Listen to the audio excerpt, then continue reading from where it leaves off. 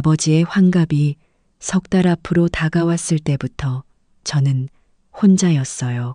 식당 예약, 초대장 발송, 답례품 선정, 어른들, 좌석 배치까지 40명이 넘는 친척들이 모이는 자리였으니 준비할 것이 산더미였죠.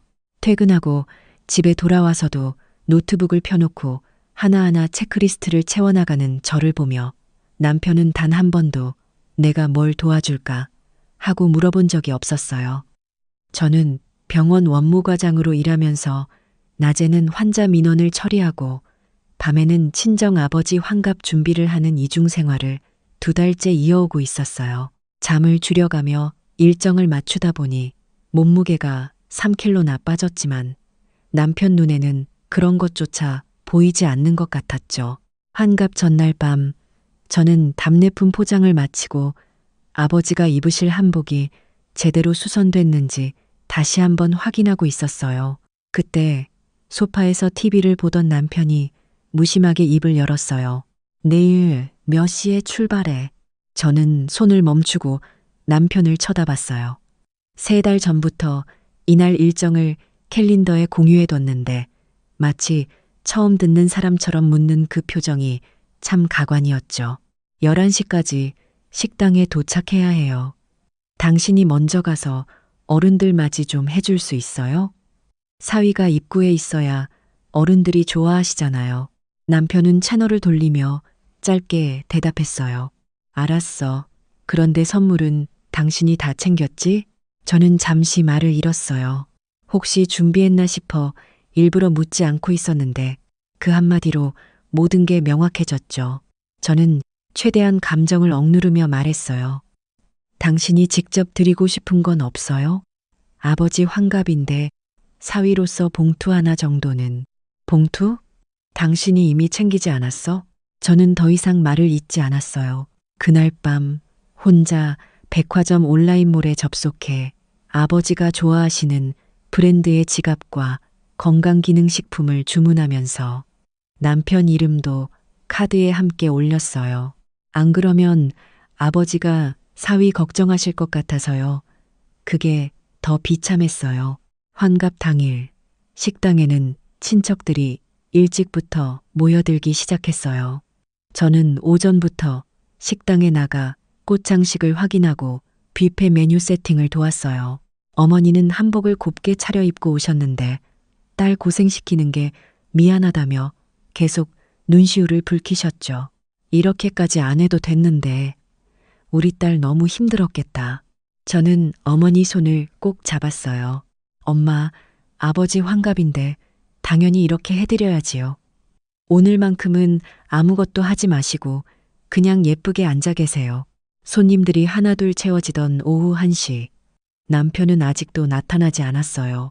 저는 계속 시계를 확인하며 손님들을 안내했고 아버지는 사위가 안 보인다는 말을 입 밖에 내지 않으셨지만 제가 느낄 수 있었어요. 아버지의 시선이 자꾸 입구 쪽을 향하고 있었거든요. 남편이 도착한 건 음식이 거의 다 서빙되고 나서였어요. 손에는 아무것도 들려있지 않았죠. 저는 이미 예상했기 때문에 놀라지 않으려 했는데 큰아버지가 한마디 던지셨어요. 어이, 사위, 늦었네. 요즘 바빠? 남편은 뻔뻔하게 웃으며 자리에 앉았어요. 아, 집에서 출발하는데 길이 많이 막혔어요. 장인어른, 환갑 축하드립니다. 그게 전부였어요. 절도 없었고 봉투도 없었어요. 그냥 밥 먹으러 온 손님처럼 자기 앞 음식부터 챙기는 모습에 저는 쥐구멍에라도 숨고 싶었죠. 계산 시간이 됐을 때 저는 일부러 남편 옆에 서 있었어요. 혹시라도 이번엔 다를까 하는 마지막 기대 같은 것이었죠. 계산서를 받아든 저는 금액을 확인했어요. 글인데 47만 원. 남편에게 살짝 눈빛을 보냈는데 그는 핸드폰 화면을 들여다보며 모른 척을 했어요. 결국 제가 카드를 꺼냈어요. 옆에 서 계시던 이모가 혀를 차시더라고요. 조카야, 사위는 뭐하냐. 장인 환갑에 와서 눈치도 없이. 저는 억지로 웃으며 대답했어요. 제가 먼저 하려고 했어요. 괜찮아요. 차에 타자마자 눈물이 나왔어요. 그냥 서러워서요. 제가 3달 동안 준비한 자리인데 아버지 앞에서 남편의 민낯을 그렇게 보여드린 것 같아서요. 남편은 운전을 하면서 아무 말도 안 했어요. 저는 참다가 한마디 했죠. 오늘 너무한 거 아니에요. 봉투는 제가 이미 챙겼다고 해도 계산은 당신이 했어야 했잖아요. 친척들 다 보는 앞에서 남편은 핸들을 쥔 채 피식 웃었어요. 나는 거기 몇 시간이나 앉아 있었잖아. 그것도 내 시간인데 돈은 당신이 냈으면 되는 거지. 왜 나한테 뭘 기대해? 처가 식구 행사는 당신이 챙기는 게 맞는 거야. 저는 그 말이 귀에 꽂히더라고요. 처가 식구 행사는 당신이 챙기는 게 맞는 거야. 나중에 이 말이 부메랑이 될 줄은 그때 남편도 몰랐겠죠. 집에 돌아와서 며칠 동안 저는 말수가 줄었어요. 남편은 아무것도 눈치채지 못했고요. 그러던 어느 날 저녁, 남편이 퇴근하자마자 안절부절 못하며 제 눈치를 살피기 시작했어요. 여보, 나 부탁이 하나 있는데. 저는 설거지를 하면서 대답했어요. 뭔데요? 지난달에 팀장 환송회 때 내 카드로 썼던 게 있거든. 회사에서 정산이 늦어지는 바람에 이번 달 카드값이 좀 밀렸어. 180만 원인데 일단 당신이 메워줄 수 있어? 다음 달 들어오면 바로 갚을게. 저는 수도꼭지를 잠갔어요. 그리고 천천히 남편을 돌아봤죠. 얼마요? 180이야. 제발 연체되면 신용점수 깎여. 저는 잠시 아무 말 없이 남편을 바라봤어요. 환갑날 47만 원은 처가 행사라 못 내겠다는 사람이 본인 카드값 180만 원은 아무렇지도 않게 아내에게 손을 내밀고 있었죠. 결국 저는 보내줬어요. 연체가 되면 우리 공동 대출에도 영향이 간다는 말에 마음이 약해졌거든요. 입금하고 나서 통장을 닫으며 속이 쓰렸어요. 다음 달이 됐어요. 저는 조심스럽게 물었죠. 정산됐어요. 남편은 머뭇거리더니 뒷머리를 긁었어요. 들어왔는데 이번 달에 카드 명세서가 좀 많이 나와서 미안한데 다음 달에 주면 안 돼? 저는 더 이상 말을 잇지 않았어요. 그날 저녁 시어머니에게서 전화가 왔어요. 수화기 너머로 목소리가 아주 밝고 당당했죠. 나야, 나 다음 달에 친구들이랑 제주도 가기로 했다. 골프 패키지인데 1인당 45만 원이야. 셋이 같이 가니까 135만 원 보내줘. 이번 주 안으로. 저는 잠시 숨을 고르며 대답했어요. 어머님, 그 비용은 제가 아닌 남편한테 말씀하시는 게 맞을 것 같아요. 왜? 네가 돈 잘 버는 거 내가 아는데. 건우는 이번 달 빠듯하다고 했잖아. 저는 그 말이 어이가 없어서 잠깐 멈췄어요. 남편이 이미 시어머니께 정아, 이번 달 빠듯하다고 미리 말해뒀다는 게 그러니까 처음부터 저한테 돌아올 계획이었던 거예요. 저는 차분하게 말했어요. 어머님, 저는 이번에 어머님 여행 경비를 제가 부담할 여건이 되지 않아요. 남편한테 연락 주세요. 시어머니는 코웃음을 치더니 전화를 끊었어요. 다음 날 남편이 퇴근하자마자 저를 향해 목소리를 높였어요. 우리 엄마한테 뭐라고 한 거야? 당신이 왜 엄마를 무시해? 저는 저녁 준비를 하던 손을 멈추고 남편을 봤어요. 무시한 게 아니에요. 어머님 여행 경비는 아들이 내는 게 맞다고 했을 뿐이에요. 야, 엄마가 언제부터 나한테 직접 달라고 했어? 지금까지 당신이 다 챙겼잖아. 그 말이 저에게 상처를 줬어요. 지금까지 당신이 다 챙겼잖아. 라는 말. 그게 고마움이 아니라 당연함으로 들렸으니까요. 저는 그날 밤 서랍 안에 모아뒀던 영수증들을 꺼냈어요. 명절 선물, 시어머니 생신 외식비, 가족 여행 경비, 남편 카드값 대납, 하나하나 더하기 시작했는데 합계가 눈앞에 찍히는 순간 숨이 막혔어요. 결혼한 지 3년, 시댁 관련으로 나간 돈이 1,500만 원을 넘어서 있었어요. 반면 친정 부모님께 드린 건 명절 용돈과 아버지 환갑 비용을 다 합쳐도 400만 원이 되지 않았어요. 그 숫자를 보면서 저는 처음으로 화가 났어요. 서럽거나 억울한 게 아니라 진짜 제대로 화가 났어요. 일주일 후 시어머니에게서 다시 전화가 왔어요. 야, 입금이 아직도 안 됐잖아. 내가 친구들한테 뭐라고 해? 망신이지. 저는 이번엔 흔들리지 않았어요. 어머님, 잘못 찾아오셨어요. 그 비용은 저한테 오시면 안 돼요. 뭐, 잘못 찾아와? 내가 지금 며느리한테 전화한 게 잘못된 거야? 네. 어머님이 여행을 가시고 싶으면 아드님이 부담하셔야 해요. 저는 이제 시댁 경비를 담당하지 않아요. 남편한테 전화하세요. 저는 그렇게 말하고 조용히 전화를 끊었어요. 시어머니가 다시 걸어오셨지만 저는 받지 않았어요. 그날 저녁 남편은 현관에 들어서자마자 소리를 질렀어요. 엄마가 또 전화 못 받는다고 화나셔서 나한테 전화했잖아. 당신 도대체 왜 이래? 저는 식탁에 앉아 서류 한 장을 남편 앞에 내밀었어요. 읽어봐요. 남편은 눈살을 찌푸리며 종이를 집어들었어요. 제목은 간단했어요.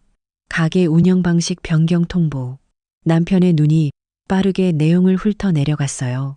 첫 번째, 카드와 통장을 완전히 분리한다. 두 번째, 시댁 관련 모든 지출은 남편 개인 계좌에서 처리한다.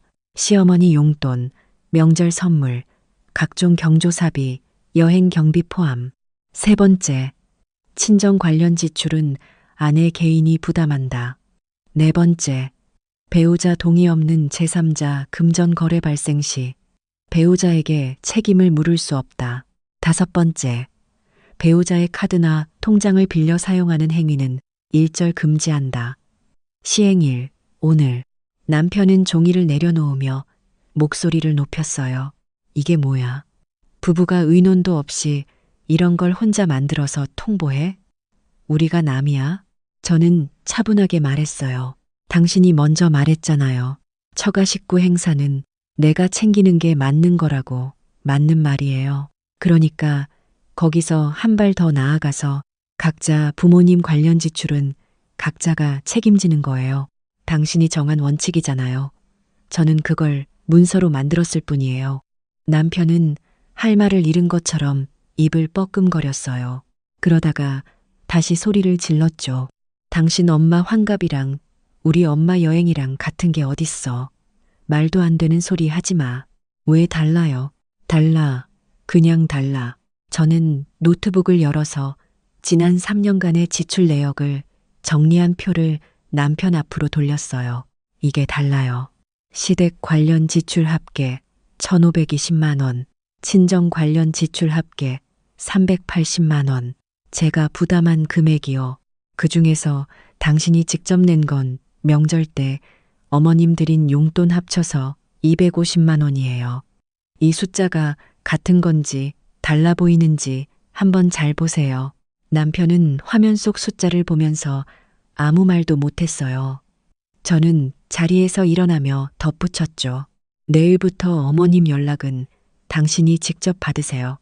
저는 번호 차단할 거예요. 뭐? 차단? 남편이 눈을 부릅뜨며 소리쳤지만 저는 방으로 들어가 문을 잠갔어요. 그날 밤 이불을 덮고 누웠는데 이상하게 편안했어요. 가슴에 얹혀있던 무거운 돌덩이가 조금씩 빠져나가는 것 같은 느낌. 오랫동안 잊고 있던 감각이었어요. 다음날 아침 저는 은행에 들러 시어머니 용돈 자동이체를 해지했어요. 명절 선물용으로 모아두던 적립금도 해약했어요. 담당 직원이 이유를 물었는데 저는 그냥 웃으며 말했어요. 필요 없어서요. 은행을 나오면서 핸드폰으로 친정 어머니에게 문자를 보냈어요. 다음 달부터 용돈 조금 올려드릴게요. 드시고 싶은 거 마음껏 드세요. 어머니에게서 바로 답장이 왔어요. 무슨 일 있니? 너 괜찮아? 저는 웃음이 났어요. 어머니는 항상 딸이 뭔가를 해줄 때 제일 먼저 딸 걱정부터 하는 분이거든요. 괜찮아요, 엄마. 오히려 요즘 더 괜찮아졌어요.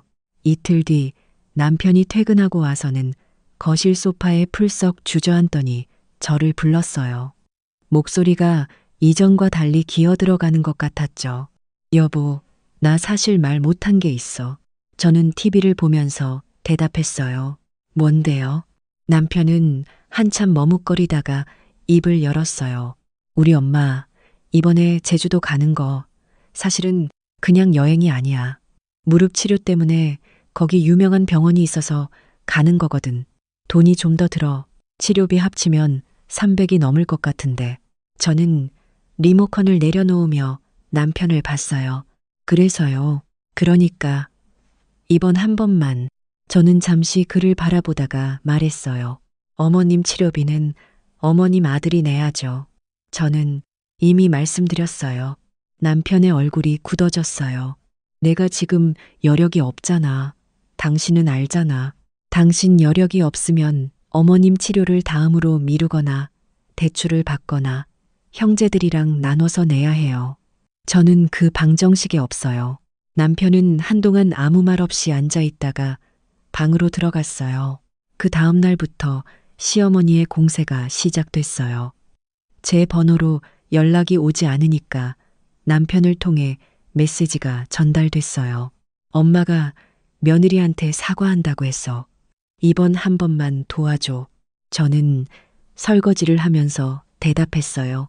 어머님 치료 잘 받으시길 바란다고 전해줘요. 비용은 남편이 알아서 할 거예요. 야, 사과한다는데 왜 그래? 엄마가 얼마나 자존심 상해하시는지 알아? 자존심은 저도 있어요. 남편은 더 이상 말을 잇지 않았어요. 방으로 들어가 한참 동안 통화를 하는 소리가 들렸어요. 대출 상담을 받는 것 같았어요. 저는 그날 저녁 처음으로 혼자 외식을 했어요. 집 근처 국밥집에서 혼자 뜨끈한 국밥 한 그릇을 먹으면서 이상하게 눈물이 났어요. 서러운 게 아니라 오히려 해방된 것 같은 눈물이었어요. 내가 먹고 싶은 걸 내가 원하는 시간에 아무에게도 허락받지 않고 먹는다는 것. 너무 당연한 일인데 왜 이렇게 오래 걸렸을까 싶었어요. 그 무렵 친정 아버지에게서 전화가 왔어요. 아버지는 원래 전화를 잘 안 하시는 분인데 먼저 연락이 오셔서 저는 반가우면서도 조금 놀랐어요. 딸, 잘 지내? 네, 아버지. 아버지는요? 아버지는 잠시 침묵하셨다가 말씀하셨어요. 환갑 때 고생 많았다. 아버지가 너무 큰 행사를 바란 건 아닌가 싶기도 하고 사위가 좀 불편해 보이던데 혹시 네가 중간에서 힘든 건 아닌지. 저는 가슴이 먹먹했어요. 잘못한 건 남편인데 오히려 아버지가 미안해하고 계셨어요. 저는 목소리를 가다듬으며 말했어요. 아버지, 그날 아버지 표정 너무 화나셨어요. 저는 그것만으로 충분했어요. 남편은 요즘 회사 일이 많아서 그런 거니까 신경 쓰지 마세요. 아버지는 그래도 한동안 말씀이 없으시다가 딸이 힘들면 아버지한테 말해야 한다고 하셨어요. 전화를 끊고 나서 한참을 울었어요. 아버지 앞에서 씩씩한 척 했는데 전화를 끊자마자 그 단단한 척 했던 게 다 무너지는 것 같았어요. 그런데 이상하게 울고 나니까 더 단단해지는 기분이었어요. 며칠 후 시어머니가 직접 우리 집 앞에 찾아오셨어요. 초인종 소리에 현관에 나가보니 시어머니가 작은 과일 바구니를 들고 서 계셨어요. 저는 문을 열면서 조용히 말했어요. 어머님, 오늘 남편 없어요. 나는 너 보러 왔다. 저는 잠깐 망설이다가 들어오시라고 했어요. 시어머니는 거실 소파에 앉으시더니 한동안 아무 말씀도 안 하셨어요. 저는 물을 가져다 드리며 맞은편에 앉았어요. 내가 좀 심했나. 저는 아무 말도 안 했어요. 그래도 며느리가 시어머니 여행 비용도 못 도와주냐 싶어서 서운했던 거야. 저는 천천히 말했어요. 어머님, 저는 지난 3년 동안 어머님 용돈도 드렸고, 명절마다 선물도 챙겼고, 가족 여행도 제가 결제했어요. 그런데 어머님은 저한테 한 번도 수고했다고 말씀해 주신 적이 없으셨어요. 당연한 거라고 생각하셨겠죠. 그런데 저한테도 그게 당연한 건 아니거든요. 시어머니는 입술을 꼭 다무셨어요. 저는 어머님을 미워하는 게 아니에요. 다만 저한테 연락하실 때 제가 들어줄 수 없는 건 안 들어줄 거예요. 앞으로 어머님 관련된 건 남편이 책임지는 게 맞아요. 그게 저한테도 어머님한테도 더 솔직한 관계인 것 같아요. 시어머니는 한참 말이 없으시다가 과일 바구니를 테이블에 내려놓고 일어나셨어요. 그래, 알았다. 그게 전부였어요. 사과는 아니었어요. 그래도 저는 그날 시어머니가 오셨다는 것 자체가 작은 변화라고 느꼈어요. 시어머니가 가신 후 저는 소파에 앉아 오래 창밖을 바라봤어요. 가을 햇살이 창문 너머로 들어오고 있었어요. 뭔가 다 정리된 것 같은 그런 고요함이었어요. 남편은 그날 저녁 들어와서 말했어요. 엄마, 다녀가셨다는 거 들었어. 네. 무슨 얘기 했어? 저는 잠시 생각했어요. 사실대로 말할까? 아니면 그냥 넘어갈까?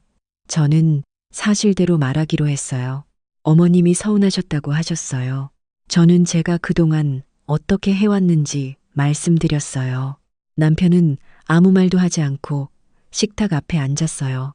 밥을 먹다가 한참 만에 입을 열었어요. 당신이 많이 힘들었던 거 나는 몰랐어. 저는 젓가락을 내려놓으며 남편을 봤어요. 알려고 한 적도 없잖아요. 남편은 고개를 숙였어요. 저는 더 이상 화가 나지 않았어요. 화가 다 빠져나간 자리에 그냥 냉정한 사실만 남아 있었어요. 이 사람이 달라질지 어떨지는 모르겠어요. 그런데 제가 달라진 건 확실했어요. 한 달이 지났어요. 남편은 처음으로 시어머니 용돈을 자기 통장에서 보냈어요.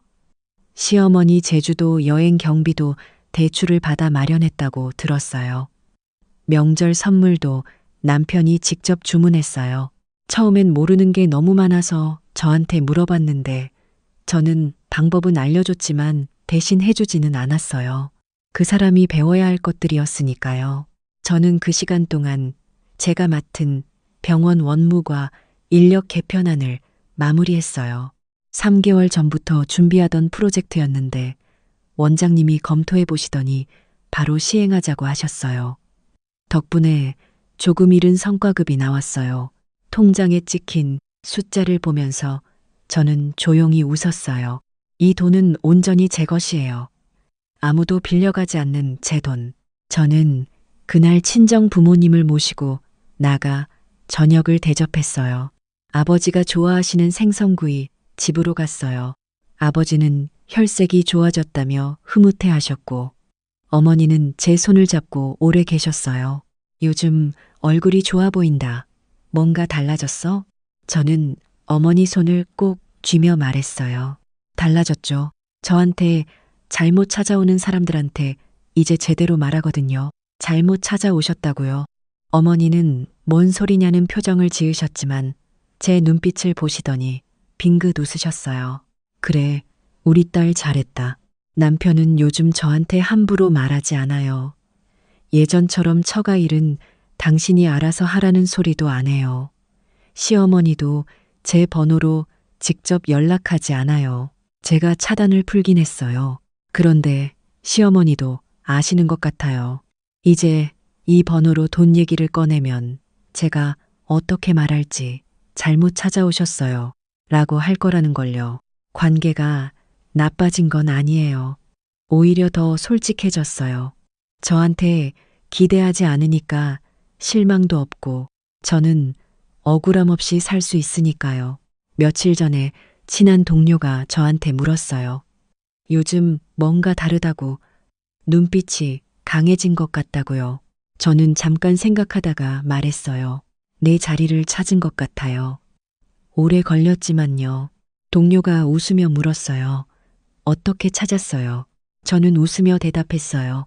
잘못 찾아오시는 분들한테 제대로 말하기 시작했더니 진짜 찾아와야 할 것들이 보이더라고요. 사실 저도 처음에는 무서웠어요.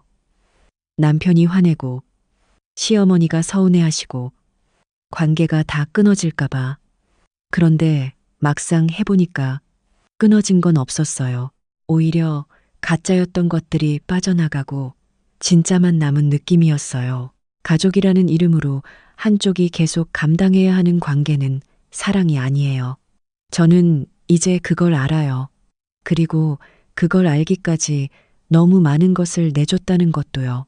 지금 혹시 저처럼 잘못된 곳에 계속 에너지를 쏟고 계신 분이 계신다면 조용히 말씀드리고 싶어요. 잘못 찾아오신 거 맞다고 당당하게 말해도 돼요. 그 한마디가 생각보다 훨씬 많은 것을 바꿔줄 테니까요.